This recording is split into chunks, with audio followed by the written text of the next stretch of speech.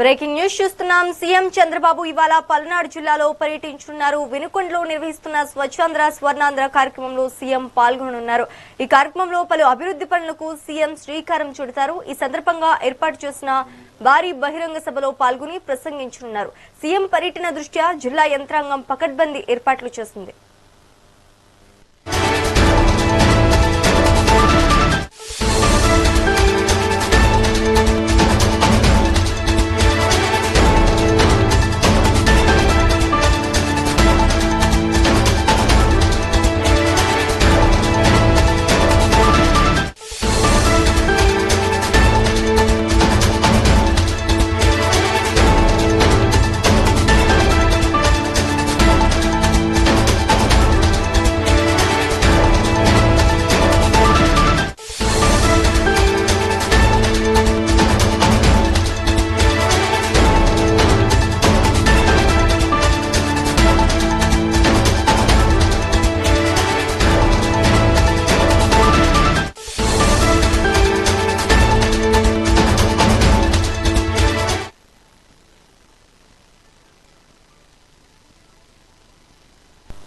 CM Chandrababu ఇవాళ పల్నాడు జిల్లాలో పర్యటించనున్నారు. వినుకొండలో నిర్వహిస్తున్న స్వచ్ఛాంధ్ర స్వర్ణాంధ్ర కార్యక్రమంలో సీఎం పాల్గొనున్నారు.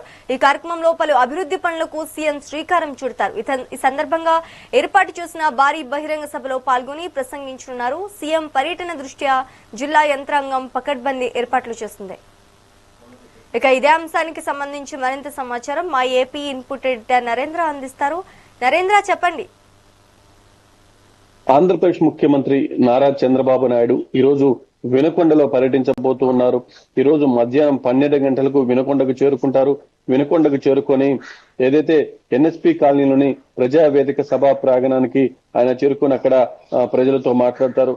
ముఖ్యంగా వినుకొండకు సంబంధించి ఏదైతే శాశ్వత తాగునీటి పథకానికి 210 కోట్ల రూపాయల నిధులను కూడా ఇటు రాష్ట్ర ప్రభుత్వం కేటాయించింది. మొత్తంగా ఏదైతే ఆంధ్రప్రదేశ్ లో స్వచ్ఛాంధ్ర స్వర్ణాంధ్ర కార్యక్రమంలో భాగంగా వినుకొండ నిర్వహిస్తున్నటువంటి కార్యక్రమంలో పాల్గొనేందుకు చంద్రబాబు నాయుడు వినుకొండ వెళ్తున్నారు. దానికి సంబంధించి పెద్ద ఎత్తున అక్కడున్నటువంటి ప్రజలకి ఏ రకంగా అభివృద్ధి చేయాలి, దానికి సంబంధించి ఏ విధంగా ముందుకు వెళ్లాలనే దాని మీద కూడా రాష్ట్ర ప్రభుత్వం ఫోకస్ పెట్టింది. వినుకొండ పట్టణానికి 240 కోట్ల రూపాయలతో శాశ్వత తాగునీటి సమస్యను పరిష్కరించే విధంగా కూడా ఓ పథకాన్ని అందుబాటులో తీసుకురాబోతూ ఉన్నారు. మరోపక్క 30 కోట్ల రూపాయలతో అమృత స్కీమ్ ద్వారా జరుగుతున్నటువంటి పనులను public health and municipal revenue వివిధ శాఖల అధికారులతో పూర్తిగా కూడా సమన్వయం చేసుకొని ఇప్పటికే అధికారులు అదేవిధంగా స్థానిక నాయకులు కూడా వాటిని పరిశీలించారు.